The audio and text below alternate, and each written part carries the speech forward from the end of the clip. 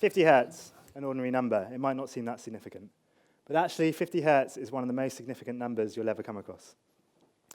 This number is the frequency of the national grid. It's the reason that the lights stay on. It's the reason in the UK we don't have blackouts. That's why it's important. Why it's interesting is that it's not always 50 hertz. This is a sweet spot. This number varies all the time. In the UK, we don't have any storage on the electricity system. We don't have batteries in the conventional way you think about it.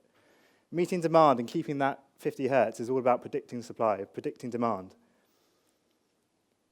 So we do that in years in the future. We do that predicting the population of the future. Years in advance, that's knowing whether we need another power station, when you're going to be taking your baths, when you're going to be driving your electric cars. Down to the week before where it's what's the weather like? Are you going to be outside having barbecues? Are you going to be needing that power? When are you going to be having your bath? Is it a Sunday? Is it a Monday? Down to the very last few seconds where these guys kick in. So this is National Grid Control Centre. It's hidden away just outside London, and it's these guys' responsibility to balance the grid on a second-by-second basis. You can just about see in there in the bottom left-hand corner that little frequency graph. That's the 50 hertz graph. It's their job to make sure that needle stays in 1% of the sweet spot, to make sure the electricity stays on. And it's something they can do all the time. By just pulling on the strings, we don't realize, but behind the scenes, all this is coming online, and everything is staying to keep that number in place and to keep the lights on. But it's not all some supercomputers. There's a lot of things going on here we don't realize. National Grid, they employ a soap opera expert. They employ someone whose job it is, their day job is just to watch TV. It's to watch watch EastEnders, to watch X Factor, because who dies in EastEnders? That's important. Who's winning X Factor? That's important. Why? It's a phenomenon called TV pickups, and it's unique to the UK. We are the only country in the world that has two things that happen at once. One is our love of tea. Specifically, that's our love of turning on kettles. And then secondly, it's turning on those kettles at the same time.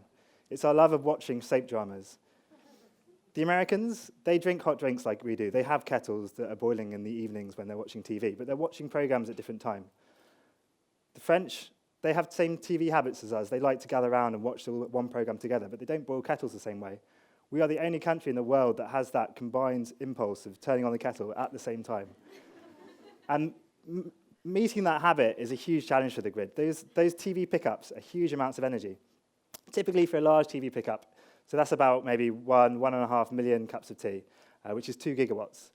So to give you a scale of context, that's 4 of these. This is Whiteley Wind Farm in Scotland. It's one of the largest onshore wind farms in the world. So that's 4 of those for one of those cups of tea for the UK. Or one of these. This is your typical coal-fired power station.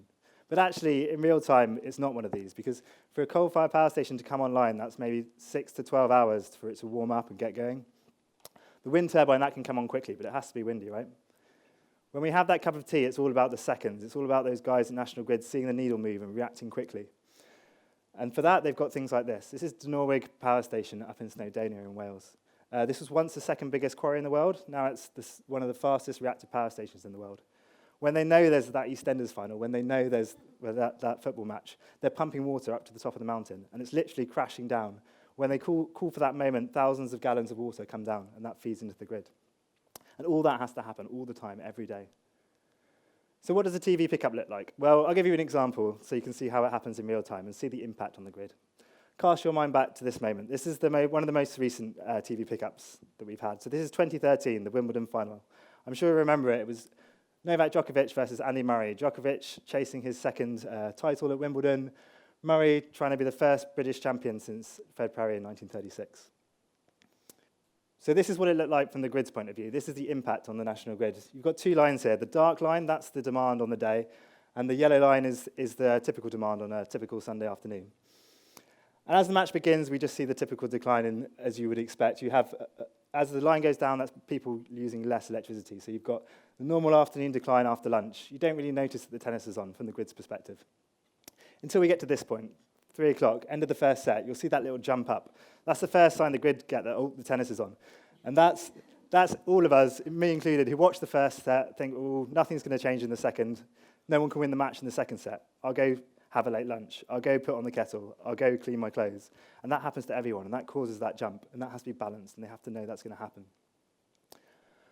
Over the next couple of hours, it plays out in little jumps and little spurts as Djokovic and Murray trade breaks and serves.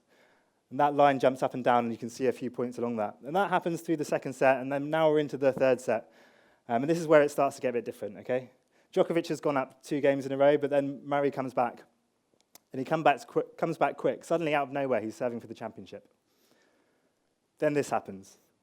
This is 17 million people, a quarter of the population of the UK, stopping exactly what they're doing and going to watch TV. The impact on the grid is huge. They know this moment is going to come. They're ready for it. But they don't quite realize how big it's going to be. So the grid has to here balance that 50 hertz graph. They have to make sure that we're not here producing too much electricity. They're paying off power stations, paying them off so they're not generating into the grid. Because if all that demand stays on the grid, then the power stations will trip. And this needle stays low for a while, okay? You've got here, Murray goes up quick. He's up 40 love within a minute. But the last game lasts 10 minutes. Djokovic comes back. There's 4 break points, 3 championship points. Everything stays low, and these power stations are still being paid off. But here comes the TV pickup. Djokovic hits into the back of the net. Murray wins the game. Everyone's celebrating apart from National Grid. At this point, it's all hands on deck. So this is those hydropower stations. They've been charged up in the morning. All that water crashing down the mountain. Everything is kicking in, because that's over a 1.6 gigawatt pickup in about 25 minutes. A typical gas power station can fire up in 30 minutes. So until you get to that point, you've got to rely on those hydro stations. Our friends in France and the Netherlands, they're helping out. They've got interconnectors, so we're getting electricity from France and the Netherlands coming in until we get back up to that point, until we can balance that out. And then we're back to normal. The day plays out normally, the end of the match, and our demand is back to where it is. So that happens all the time, and it's not always as big as a Wimbledon pickup, but there are all sorts of pickups that the grid are always there predicting. And it's not always TV. Here's another example. This is the solar eclipse in 1999. And it's a classic example of how we don't realize, but when you stop and go look out the window, that's got a massive impact on the national grid. So the day before, they're working out if it's cloudy or not. If it's going to be sunny, everyone's going to go outside, and that affects things like the price of power in real time. But pickups are changing, especially TV pickups. Our habits change, and when they do, our predictions have to change. So a younger generation are now watching things like Game of Thrones and Sherlock. These things are watched online. It's not like EastEnders where everyone's boiling the kettle at the same time. So the TV pickups for Game of Thrones, you can't notice them. They don't have the same effect. And the supply side, things are changing as well. It's not just the demand side. So on the supply side, last month was the first time since 1882 where there was no coal on the UK system. That's a huge achievement that went by barely noticed by the media and most of the general population. For 50 years ago, if you said that there would be no coal on the UK electricity generation system, they wouldn't believe you. And for it to happen without even the lights flickering is a momentous milestone. It's an exciting time in the energy industry at the moment. There are milestones all the time. This graph shows the electricity supply on the UK grid from 1970 projected forward. You can see where we are about now. You can see here in the brown is your conventional thermal. That's things like oil and coal. And in the yellow, you can see the gas. And you can see when the gas kind of became big in the UK, the dash to gas in the early 90s. And now we're at the turning point with renewables. Renewables are going to be the future. They're going to be big. And we're ready for it. The grid is changing how it's reacting. Because when gas became big, that's fine. We can turn on and off gas. Well, renewables, it's different. It's intermittent. You don't know when the sun is going to shine and when the wind is going to blow until the last few days, and then you do. Because it's not that they're unreliable. Wind and solar are very reliable. They just need predicting. But we can predict. And for that reason, you won't need the same large power stations that you do. So all this interaction is always changing. The days of large power stations are over. The grid is becoming much, much smarter, both on the demand side and the supply side. What was the science fiction of maybe 10 years ago is now everyday practice for the grid. The way that the grid is reacting this summer and the next summer will set the way that it happens in years to come. We may not need these large power stations. When the smart rollout comes, everything is getting much smarter. But what does that mean? That means when you have these TV pickups, when you have those kettles come on, it's not about the large power stations having to be on standby, having to come online.